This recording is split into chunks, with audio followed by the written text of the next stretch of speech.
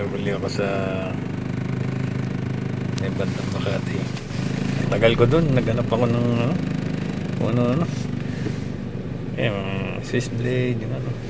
Ito na lang napagtripan ko. Ako parang malakas ang disc, guys. Double purpose pa, pwede pa pang supply. Medyo hirap na mag-utilize ng yung pumipitik, depende. Parang mas maigi talaga yung fix lang. Tsaka naganda ako sa push dagger ko nawala, na-misplace ko sa Batangas. Ito na lang ang ginawa ko. Okay, may re-review sa pag-uwi ko. FBI. So yun nga, nakauwi na tayo. Tinulungan ako ng aking bunso na i-record to, so mabilisan na lang. So I guess some of you have already been informed about this, no? So this is basically a comb and a slash knife, you know, that you can use as a self-defense whenever you're on a close combat.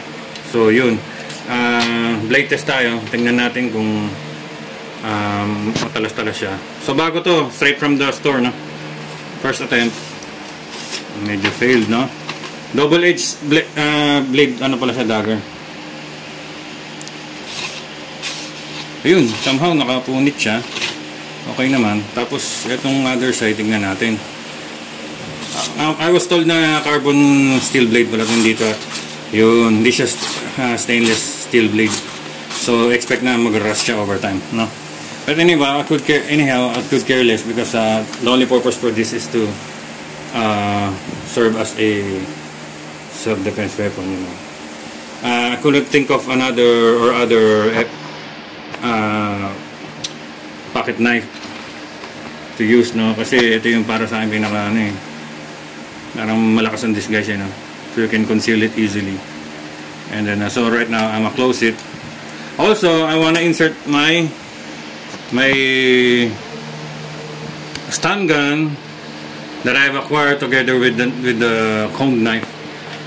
It says here it's 5,000 volts. So initially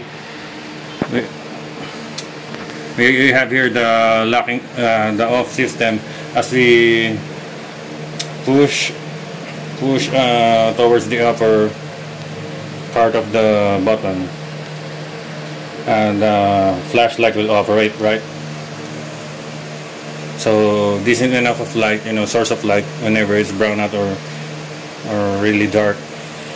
Also, what comes next after you push it more upwards, the button I'm talking about, is you will see the indicator, the red indicator that it says it's already ready to go, no, to operate as a taser or stun gun.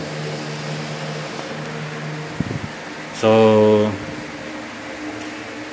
I was told na this is really effective, it won't fail me, and efficient and reliable. Sorry.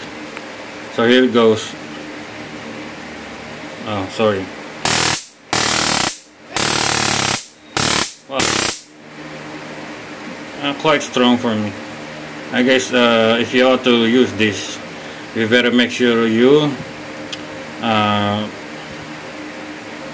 place it or push it through the skin, where, of course, in the sensitive part of the head, which is the neck or the head itself, you know, or even the ear or wherever you wanna put it, as long as it is on a sensitive part of the upper body.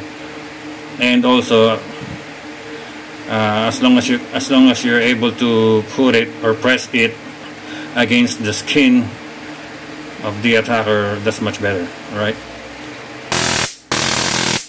Yeah, so that's about it. I really am happy with this newly acquired reliable tools, you know. So yeah, So that's about it. I hope this video isn't enough for you to, you know, comprehend all the details. Thank you, and that's all for now. I haven't been blogging, sorry, that's why I'm stuttering. Excel Balingsunga is out for now, and peace, yo.